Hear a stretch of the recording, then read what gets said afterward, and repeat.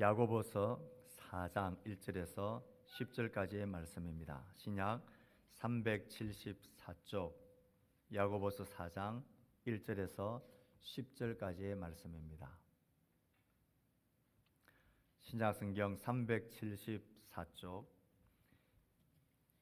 야고보서 4장 1절에서 10절까지의 말씀 한 절씩 교독합니다. 너희 중에 싸움이 어디로부터 다툼이 어디로부터 나느냐? 너희 지체 중에서 싸우는 정욕으로부터 나는 것이 아니냐? 너희는 욕심을 내어도 얻지 못하여 살인하며 능히 취하지 못함으로 다투고 싸우는도다. 너희가 얻지 못함은 구하지 아니하기 때문이요 구하여도 받지 못함은 정욕으로 쓰려고 잘못 구하기 때문이라. 가늠한 여인들아, 세상과 벗된 것이 하나님과 원수됨을 알지 못하느냐? 그런즉 누구든지 세상과 벗이 되고자 하는 자는 스스로 하나님과 원수되는 것이니라. 너희는 하나님이 우리 속에 거하게 하신 성령이 시기하기까지 사모한다 하신 말씀을 헛된 줄로 생각하느냐? 그러나 더욱 큰 은혜를 주시나니 그러므로 일렀으되 하나님이 교만한 자를 물리치시고 겸손한 자에게 은혜를 주신다 하였느니라. 그런즉 너희는 하나님께 복종할지어다. 마귀를 대적하라. 그리하면 너희를 피하리라. 하나님을 가까이하라. 그리하면 너희를 가까이 하시리라. 죄인들아, 손을 깨끗이 하라. 두 마음을 품은 자들아, 마음을 성결하게 하라. 슬퍼하며 애통하며 울지어다. 너희 웃음을 애통으로, 너희 즐거움을 근심으로 바꿀지어다. 주 앞에서 낮추라. 그리하면 주께서 너희를 높이시리라. 아멘. 세상 지혜가 가득한, 땅의 지혜가 가득한 이 세상에서 하늘의 백성으로, 하나님의 백성으로 하늘 지혜를 따라 살아가는 일은 만만하지가 않습니다. 야고보는 그 성도들의 형편을 알고 그들을 때로는 경계하고 그들을 권면하면서 하늘의 지혜를 따라 말하고 행동하고 살 것을, 세상의 지혜를 따르지 말고 모든 시험을 이기고 살 것을 우리에게 강권하고 있습니다. 하늘의 지혜를 구하는 세 가지 태도에 관한 말씀이 7절부터 10절까지 이어지고 있습니다. 우리는 그 두 가지의 태도를 지난주일 말씀에 살펴드렸습니다. 하늘의 지혜를 구하는 태도, 그 첫 번째는 하나님께 복종하는 것이라 그랬습니다. 하나님께 복종하는 것이 곧 마귀를 대적하는 길입니다.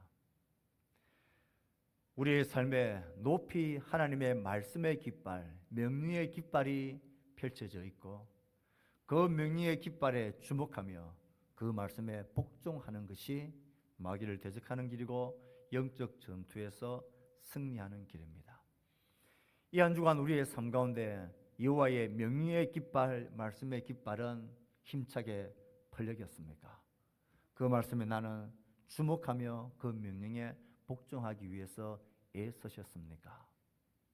하늘의 지혜를 구하는 태도는 하나님께 복종하는 것입니다. 두 번째 태도는 이 하나님을 가까이 하는 것이라 그랬습니다. 하나님께 친밀함을 가지는 것입니다. 하나님과 함께하는 시간이, 횟수가 많으면 많을수록, 그 하나님과 나누는 내용이 깊고 깊으면 깊을수록, 진솔하면 진솔할수록 시간과 그 내용에 따라 친밀해지고 가까워집니다. 이 한 주간 나는 하나님께 얼마나 가까이 다가갔습니까? 하나님께 가까이 하는 것이 세상의 지혜를 이기는 하늘 백성의 승리의 방식입니다. 오늘 살펴볼 9절, 10절 이 마무리되는 말씀은 세 번째 태도에 관하여 말해줍니다. 이 세 번째 태도는 첫 번째, 두 번째 태도와도 연결되어져 있는 태도라 할 수 있습니다. 우리 9절, 10절 말씀을 읽어봅시다. 하늘의 지혜를 구하는 세 번째 태도, 시작. 슬퍼하며 애통하며 울지어다. 너희 웃음을 애통으로, 너희 즐거움을 근심으로 바꿀지어다. 주 앞에서 낮추라. 그리하면 주께서 너희를 높이시리라. 하늘의 지혜를 구하는 세 번째 태도는 하나님 앞에 가까이 나아가 그의 명령의 말씀 앞에 나아가 나의 현실의 모습을, 처지와 형편을 살피며 그 앞에 슬퍼하며 애통하며 우는 태도라 말합니다. 이 세 번째 태도가 우리의 마음을 집중시키고 끄는 것은 똑같은 내용이 세 번씩이나 반복되고 있기 때문에 그렇습니다. 슬퍼하는 것, 애통하는 것, 우는 것, 이건 같은 의미이자 같은 말이죠. 왜 똑같은 말을 이렇게 세 번에 걸쳐서 다른 표현으로 말하고 있을까요? 그만큼 우리의 상태가 심각하고 중하다라는 것입니다. 슬퍼하고 애통하고 울어야 할 형편인데 너희는 즐거워하고 있고 너희는 웃고 있다는 것입니다. 그게 말이 되냐는 것입니다. 슬퍼하고 애통하고 울으라. 그렇게 하나님 앞에 나오는 태도에 하나님은 하늘의 지혜를 우리 가운데 공급해 주십니다. 얼마만큼 심각하다고 하나님은 말하고 있습니까? 하늘의 지혜를 따라 하나님께 복종하며 살아가야 할 우리가 하나님의 말씀과 그 깃발은 쳐다보지도 아니하고 세상의 지혜를 따라 싸우고 다투고 싸우는 정욕으로 더 가지려고 애쓰고 끝없는 싸움 가운데 시달리며 모든 내 주위의 사람을 경쟁 상대로 라이벌로만 여기는 다툼과 나누어짐, 세상의 욕심껏 하나님을 찾는 그런 현실을 보며 야고보는 우리에게 경각심을 주기 위하여 심한 단어를 사용했다 그랬습니다. 그런 모습을 보며 간음한 여인들아, 그런 모습을 보며 죄인들아, 그렇게 그 사랑하는 자기의 성도들에게 외치고 있습니다. 그만큼 지금 그 자리 그 모습, 하늘에 속한 백성이 세상의 지혜를 따라 살아가며 그것을 만족하고 그것이 복인 양 누리며 즐거워하고 웃고 있는 모습이 너무나 애가 타고 속이 탄다는 것입니다. 지금 너희들은 웃을 때가 아니고 즐거워할 때가 아니고 애통하고 근심하고 슬퍼하고 울 때라고, 가늠한 여인들아, 죄인들아라고 외치는 그 똑같은 심정으로 우리에게 슬퍼하고 애통하며 울으라 말하고 있습니다. 하나님의 백성들이 하늘의 지혜를 따라 살아야지. 하나님과 원수되며 세상과 벗되어 세상의 지혜와 그 욕심을 따라 살아가는 것, 그것을 가지면 웃고 많이 가지면 즐거워하는 것, 그런 모습에 매여서 몰입되어서 산다면 그 모습을 보는 하나님의 마음이 이렇게 애가 타고 속이 타들어간다라는 것입니다.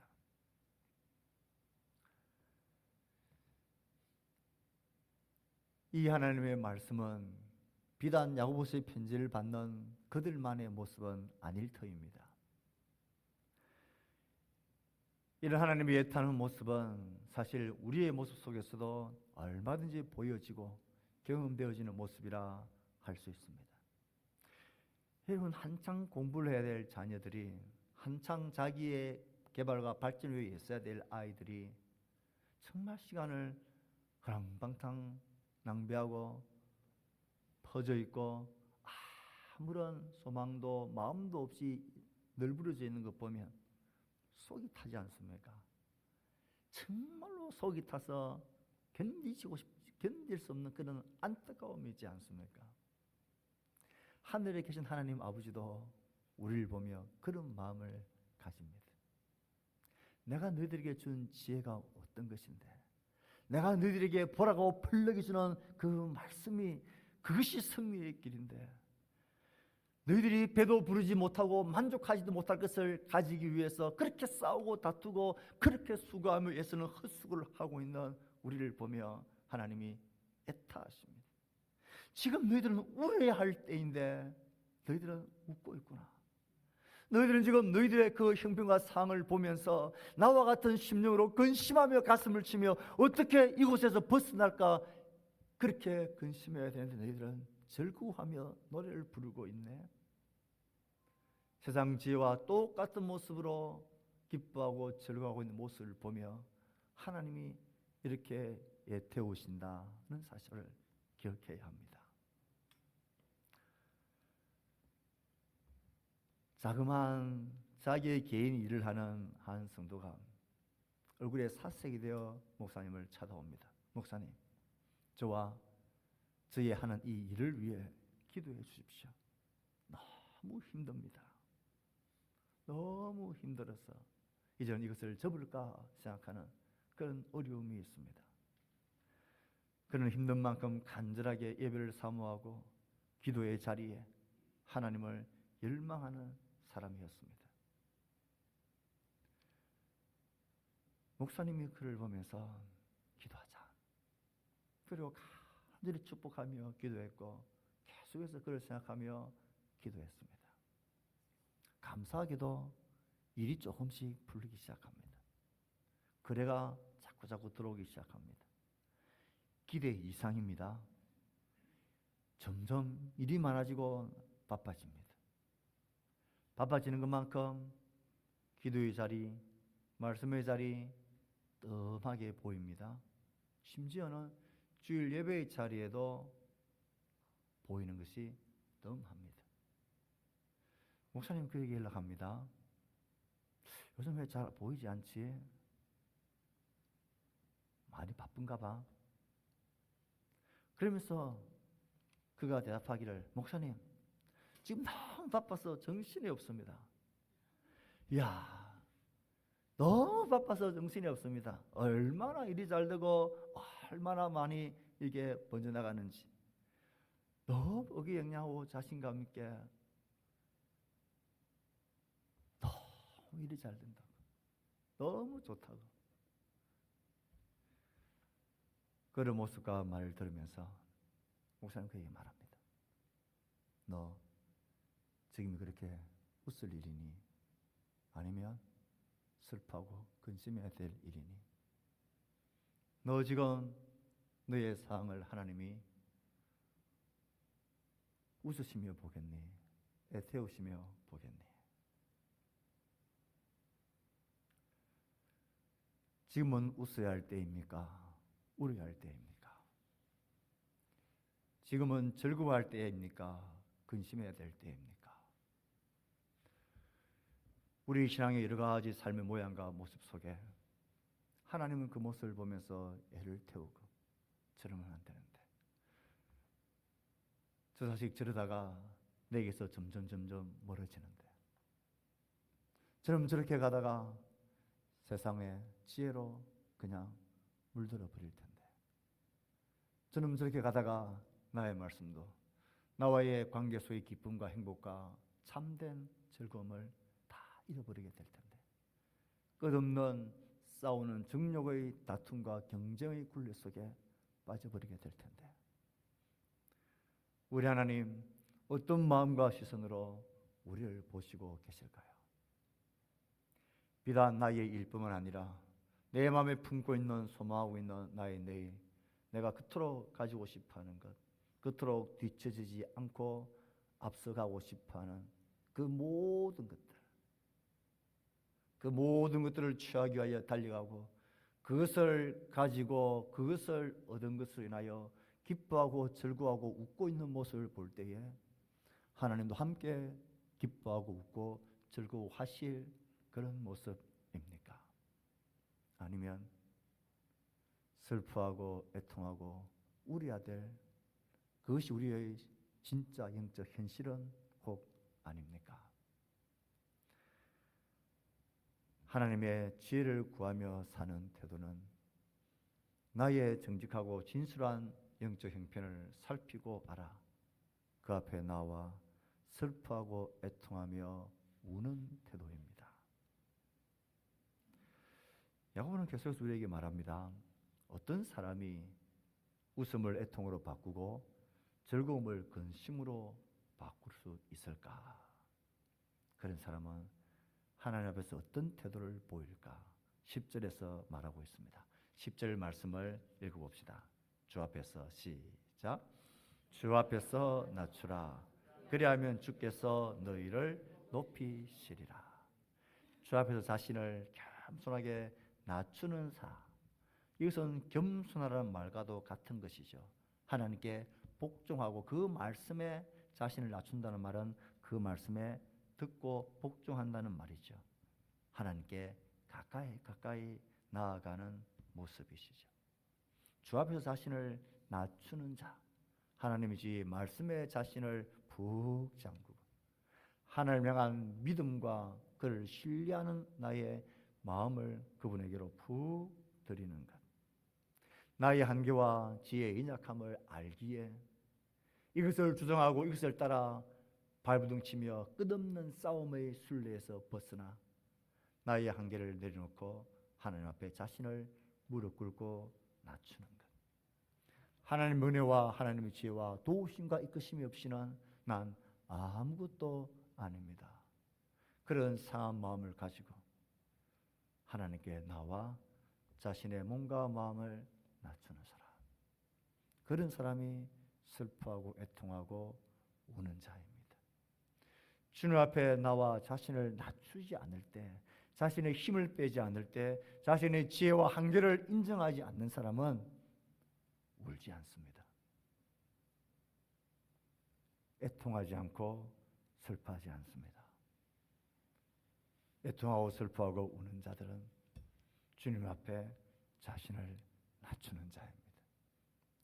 이렇게 자신을 낮추는 자를 하나님은 그냥 두지 않으십니다. 나의 지혜를 포기하고 세상이 추구하는 것들을 돌아서서 낮추어서 슬퍼하며 애통하며 주님 앞에 자신을 엎드릴 때에 주님은 약속하십니다.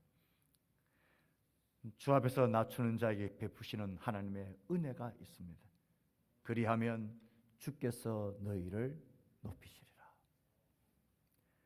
낮추면 하나님은 높여주시겠다 약속하십니다. 주 앞에서 우리를 낮추는 길이 높아지는 길이고, 주 앞에서 낮추어서 나를 포기하고 부인하는 것이 나를 얻고 누리게 되는 길입니다. 우리 자신을 낮추어야 할 이 낮춤의 모습에 대해서 바울은 빌립보 교회에게 편지를 보내면서 낮춘다라는 것이 공동체 앞에서 어떻게 하는 게 낮추는 것인지, 자신을 낮추었을 때에 그를 높이시는 하나님의 이 모범적인 형태를 예수 그리스도의 낮추심과 하나님 그를 높이심에 대해서 분명히 증거해 주고 있다는 것을 우리에게 말해주고 있습니다.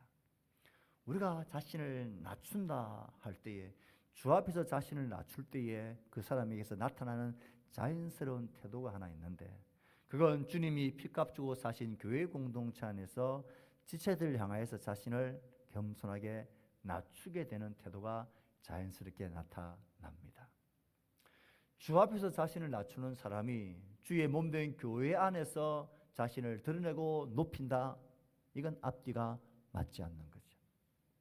정말 주 앞에서 자신의 한계와 연약함을 알고 자신의 지혜의 한계를 알고 주 앞에서 자신을 바싹 낮추는 사람은 자연스럽게 교회 공동체 안에서, 그의 몸인 교회 안에서 자신을 낮춥니다. 자신을 낮출 때에 교회 공동체가 한 몸이 되고 평화가 있고 기쁨이 있고 한 뜻이 되는 은혜의 공동체가 되는 것입니다. 바울은 빌립보 교회에 편지를 보내면서 자기를 낮추는 것을 조금 다른 각도로 표현을 하고 있습니다.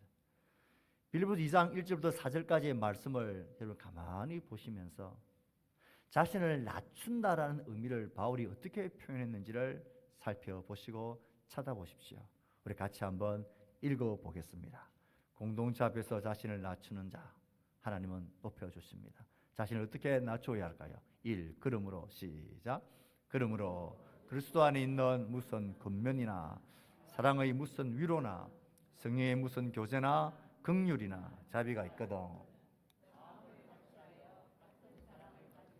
뜻을 합하며 한 마음을 품어 아무 일이든지 다툼이나 허용으로 하지 말고 오직 겸손한 마음으로 각각 자기보다 남을 낮게 여기고 각각 자기 일을 돌볼 뿐더러 또한 각각 다른 사람들 일을 돌보아 나의 기쁨을 충만하게 하라.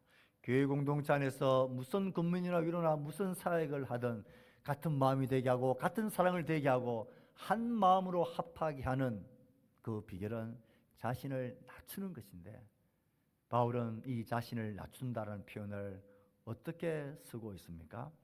각각 자기보다 남을 낮게 여기고. 공동체 앞에서 자신을 낮추는 방법은 어디에? 내 아무것도 몰라요. 저는 못합니다. 내가 무엇이라고 해? 이렇게 하는 낮춤이 소극적인 낮춤이라면, 적극적인 낮춤은 각각 자기보다 남을 낮게 여기는 것입니다. 이것이 하늘의 지혜입니다. 모두가 각각 상대방을 향해서 너가 나보다 낫다, 말만 아니라 그 마음 깊은 곳에서부터 진짜로 그것을 인정하고 그런 태도로 자신을 낮춘다면, 아니 상대를 높여준다면 우리 모두가 높임을 받고 존중을 받는 하늘의 공동체가 되는 지혜입니다. 여기에 무슨 다툼이 있겠습니까? 여기에 무슨 시기와 경쟁과 싸움이 있겠습니까? 여기에 무슨 분열이 있겠습니까? 여기에 한 마음, 한 뜻, 한 사랑, 한 믿음이 형성되어질 수 있는 길입니다. 각각 자기보다 남을 낮게 여기는 그것이 자신을 낮추는, 그리고 하나님의 기쁨이 되는 공동체를 일구는 우리의 의무이자 지혜로운 태도입니다. 남을 나보다 낮게 여기는 태도는 어디서부터 시작될까요? 어떻게 하면 남을 나보다 더 낮게 여기는 자가 될 수 있을까요? 그 시작 첫걸음을 어떻게 내디딜 수 있을까요? 우리 교회가 아니고 어느 교회에 한 권사님이 계셨습니다. 이 권사님은 매일 새벽기도에 나오는 권사님입니다. 새벽기도에 목사님의 설교가 마치면 적어도 1시간은 더 기도하며 힘쓰는 권사님입니다. 여기에 대한 자부심이 엉거니 자기 속에 있었습니다. 그러니 다른 사람들 보니까, 자기만큼 하지 못하는 사람을 보니까 늘 마음속에 내가 더 낫다라는 이 자부감이 마음속에 있습니다. 그렇게 하지 못하는 성도들 보면서 왜 저거밖에 못하지? 왜 저러지? 왜 저러지?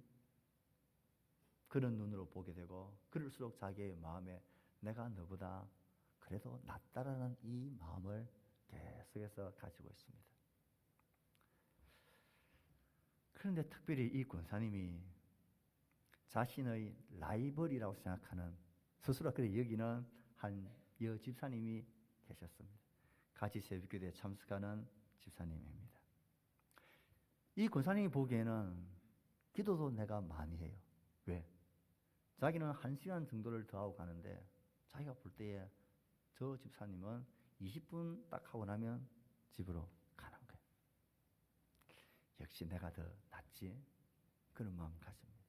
그런데 이상한 것은 교회 성도들이 자기보다 저 집사님을 더 좋아하고 막 따르는 것 같아요. 아, 이상하다. 내가 더 나은데 왜 사람들이 나보다 저 집사님을 더 좋아하는 걸까? 이것이 늘 못마땅했습니다. 그러던 어느 날 권사님이 실수로 시계 알람을 잘못 들어서 1시간 일찍 맞추어서 1시간 일찍 새벽기도를 오게 된 것입니다. 4시가 채 안 되었는데 와서 보니까 아이고 1시간을 일찍 온 거예요. 그런데 교회 와 보니까 누군가가 1시간 전부터 와서 기도를 하고 있는 사람이 있습니다. 누구였을까요? 나의 라이벌, 그 여집사님이셨습니다. 그 모습을 보며 이 권사님이 깜짝 놀랐습니다. 내가 몰랐구나. 내가 보고 아는 게 다가 아니구나. 나는 설교를 마치고 1시간이었지만 한시간 일찍 내가 알기도 전에 보기도 전에 내가 모르는 영역에서 그 사람이 나보다 낫구나, 이것을 인정하고 보기 시작한 것입니다.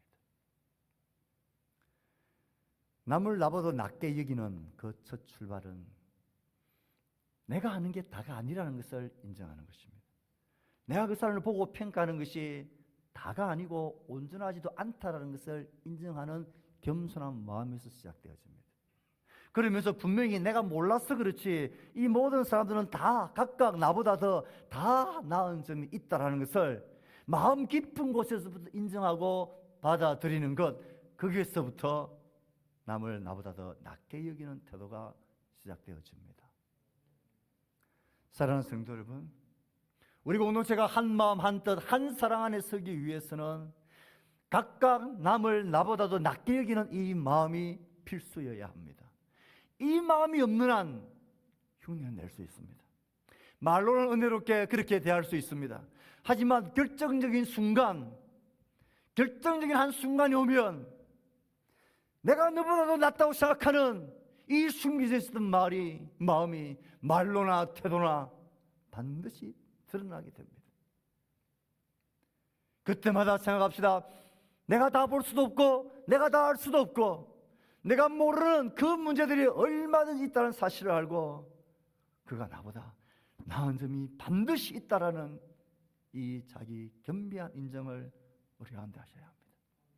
부부 사이에도 그래야 하고 부모와 자녀 사이에도, 직장에서 동료와 상사와 관계 속에 있는 팀원들에게도 그러해야 하고, 교회 공동체 속에서, 신앙 공동체 속에서 내가 보기에는 뭐 저렇게 상상해서는 어떻게 저게 뭐야 라는 생각으로 내가 너보다 그래도 낫다라고 여기는 이 마음이 깨어지지 않는 한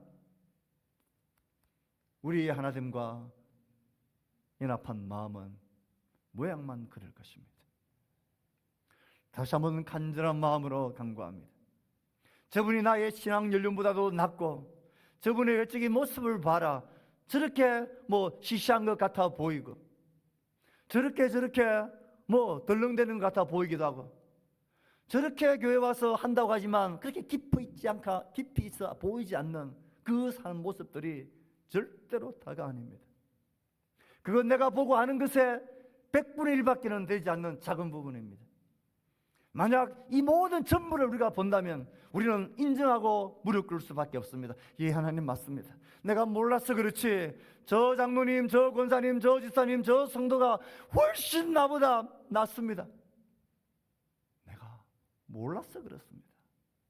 이 겸비한 마음을 인정하셔야 합니다.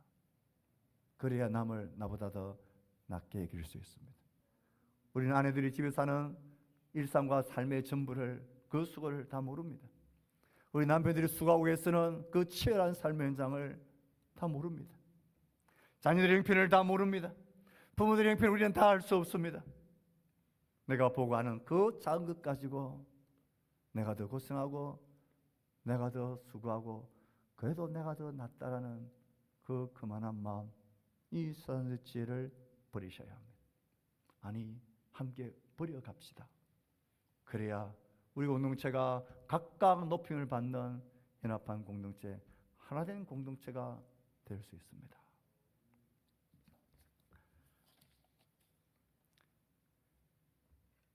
공동체 앞에서는 자신을 남을 나보다 낮게 여기는 이 마음으로 대할 때 우리 자신을 낮출 수 있고 공동체가 하나 될 수 있습니다.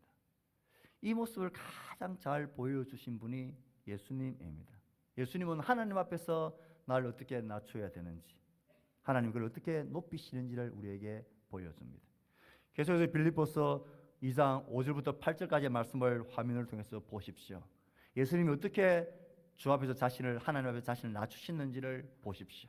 너희 안에 이 마음을 품으라.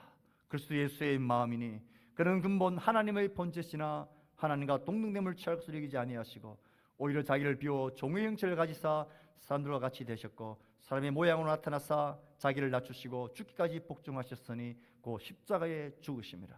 예수 그리스도가 자기를 어디까지 낮추셨습니까? 가장 높으신 하나님이신 그분이 그 자리에서 자기를 비워 내려오고 낮추셔서 죽기까지 사람들 앞에서 벌거벗김 당하고 멸시당하는 짐승과 벌레 같은 모습까지 낮추셨고 무덤 죽음까지 심지어 지옥까지 자신을 낮추셨습니다. 이렇게 자신을 낮추셔서 십자가에서 죽임당한 이 본문을 설교하던 한 목사님의 그 소리를 외침을 잊을 수가 없습니다. 그 여름날 땀을 뻘뻘 흘리며 이 목사님이 그 젊은이들에게 아이들에게 이렇게 말했습니다. 예수님이 하나님이신 그분이 우리를 위하여 이렇게 죽기까지 낮추신 것은 너희들을 얼만큼 낮춘 것인 줄 아니? 너희들 변소에 가봐라. 그 여름철 그 변소의 똥통에 뭐가 버글버글버글하니? 그때 그 당시에는 그랬습니다. 온갖 구더기가 산을 이루어서 벽을 타고 올라오며 버글버글버글합니다. 하나님이신 그분이 우리의 몸을 입으시고 십자가에 죽으시고 자기를 낮추시고 복종시킨 것은 너희들의 여름철날 구더기가 되어서 저 똥통에 처박혀 사는 거다. 그것과도 비교가 되지 않는 그런 낮추심이란다. 그렇습니다. 가장 높으신 분이 가장 자기를 낮추셨습니다. 이렇게 하나님 앞에서 자기를 낮추신 예수님을 오늘 말씀처럼 주님은 하나님은 가만두지 않으셨습니다. 그를 높이셨는데 어떻게 높이십니까? 9절부터 11절 말씀입니다. 자신을 낮추신 예수님을 높이시는 하나님, 빌립보서 2장 9절에서 11절까지의 말씀을 같이 읽어봅시다. 시작. 이름으로 하나님이 그를 지극히 높여 모든 이름 위에 뛰어난 이름을 주사 하늘에 있는 자들과 땅에 있는 자들과 땅 아래에 있는 자들을 모든 무릎을 예수의 이름에 꿇게 하시고 모든 입으로 예수 그리스도를 주라 시인하여 하나님 아버지께 영광을 돌리게 하셨느니라. 지극히 자신을 낮추신 그분을 하나님은 지극히 높이셨습니다. 그 어떤 이름, 그 어떤 존재, 그 어떤 것들도 그 이름 앞에 무릎 꿇게 만드실 만큼 그를 높이셨습니다. 더 이상 높일 수 없게 높이셨습니다. 예수님은 자신을 더 이상 낮출 수 없을 만큼 자신을 낮추시는데 온 마음을 다했었을 때에 주님은 그를 더 이상 높일 수 없는 공간으로 그를 높이셨습니다. 우리는 세상의 지혜를 쫓아서 경쟁자로 삼고 싸우고 다투고 싸우는 정욕에 탐욕의 정욕에 눈물어서 만족을 줄 수 없는 기쁨을 줄 수 없는 것을 더 가지기 위해서 세상 지혜를 똑같이 담아서 다투고 싸우고 사납게 하면서 어떻게든 싸우고 다투서 위로 올라가려고 할 때에 하나님이신 그분은 아래로 내려오셨습니다. 나의 욕심과 야망과 자아실이란 이름으로 싸우기를 그치지 않을 때에 그분은 자기 희생에 손을 펴시고 십자가에서 자신을 죽이시는 죽음을 택하셨습니다. 우리가 내 목숨을 건지고 내 목숨을 살아내고 나를 더 가치 있게 나를 높이기 위해서 모든 것을 움켜쥐려고 할 때에 그분은 모든 것을 펴시고 죽음을 그는 택하시고 그 길을 걸어가셨습니다. 주 앞에서 자신을 낮추는 자를 하나님은 반드시 높이십니다. 이 말씀을 마무리하면서 사랑하는 성도들에게 애타는 마음으로 외치고 싶습니다. 세상의 지혜는 우리를 향하여 높아지라고, 어떻게든지 다투고 싸워서 경쟁에 쓰라서 취하고 높아지라고, 영광의 자리에 올라가라고, 그렇게 내어주고 자기를 부인하고 바보같이 살면 모든 것을 다 잃고 짓밟힌다고. 그러나 우리의 왕이신 하나님은, 우리의 주인이신 예수 그리스도는 그의 온 삶을 통하여 우리에게 말씀하시고 외치십니다. 주 앞에서 자신을 낮추라. 그러면 하나님이 너희를 높이시리라. 주 앞에서 자신을 부인하라. 하나님이 너희들을 인정해 주시고 너희들을 하나님께서는 보장해 주실 것이다. 하늘의 지혜를 따르는 그 모든 삶, 그것을 가지고 웃고 즐거워했고 만족했던 그것을 이제는 주님의 관점으로 보고 버리고 돌아서서 슬퍼하고 외통하며 우는 자가 되라고 우리에게 말씀하십니다. 사랑하는 성도 여러분, 우리의 영적 싸움의 현장은 우리의 은혜의 현장, 말의 현장입니다. 야고보에서 다루고 있는 실제적인 큰 두 번째 주제였던 말에 대한 지혜, 말로 인한 모든 시험의 결론이 오늘 10절에서 내려지는 여기까지입니다. 우리는 말로 인한 여러 가지 시험을 만나게 될 것입니다. 말은 지혜의 문제라 그랬습니다. 어떤 지혜가 내 속에 채워지느냐, 거기에 따라서 내 속에서 어떤 말이 나오느냐가 결정되어집니다. 말하기는 더디하고 하나님의 지혜의 말씀을 듣는데 발빠라야 합니다. 하늘의 지혜의 말씀 앞에 복종해야 합니다. 오늘도 그 말씀의 명령의 깃발 앞에 주목하며 하나님께 복종하며 하나님께 가까이 가기를 애써야 합니다. 그리고 내 삶의 형편을 보면서 이건 하나님의 관점을 보면서 슬퍼하고 애통할 일이라면 우리의 즐거움을 애통으로, 우리의 즐거움을 근심으로 과감하게 바꾸는 결단들을 주님 앞에서 해야 합니다. 나의 말에서 나왔던 상처와 형제를 향한 그런 아픔들이 있었다면 가서 용서를 구해야 합니다. 그리고 그것이 주님 앞에 자신을 복종하고 낮추는 태도입니다. 우리의 말이 우리의 정체성입니다. 하늘의 지혜로 우리를 채웁시다. 하나님의 말씀 앞에 복종하며 그 말씀으로 내 속에 채울 때에 내 속에 하늘의 지혜의 말이 나오게 될 거고, 세상의 모든 지혜의 말을 이겨내는 승리하는 하나님의 백성으로 살아갈 것입니다. 세상의 지혜를 버리고 과감하고 결심하며 하늘의 지혜를 택합시다. 하나님께 복종합시다. 하나님께 가까이 갑시다. 슬퍼하고 애통하고 울며 우리 자신을 돌이키며 주의 말씀 앞에 서는 우리 모두가 되기를, 남을 나보다 낮게 여기고 낮아지는 것을 두려워하지 않는 하나님의 사람 되기를 주의 말씀으로 축복합니다. 우리가 주의 말씀을 생각하며 우리 찬양합시다. 마음이 상한 자를 고치시는